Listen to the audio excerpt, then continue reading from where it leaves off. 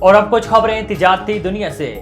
عالمی معاشی جریدے بلومبرگ کے مطابق جنوری 2024 میں پاکستان کا بانڈ 9% مستحکم ہوا ہے۔ بلومبرگ کی جانب سے پاکستان کی معیشت بارے جاری رپورٹ کے مطابق سال 2023 میں پاکستان کے بانڈز کی قیمت میں 100% کا اضافہ ہوگا۔ رپورٹ کے مطابق جنرل الیکشن کی وجہ سے پاکستان یورو بانڈز کی طلب میں کمی ہو سکتی ہے۔ سرمایہ کار پاکستان میں انتخابی نتائج کے منتظر ہیں۔ اپریل 2024 میں انٹرنیشنل مارکیٹ میں پاکستان کے $1 کروڑ کے بانڈ میچور ہو رہے ہیں۔ ملک بھر میں سونے کی فی تولہ قیمت میں کمی ریکارڈ کی گئی ہے۔ پاکستان میں فی تولہ سونے کی قیمت میں $1700 کمی ہوئی۔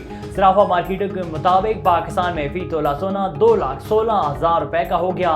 اسی طرح 10 گرام سونے کی قیمت میں $1458 کی کمی ہوئی ہے، جس کے بعد 10 گرام سونا $1,85,185 کا ہو گیا ہے۔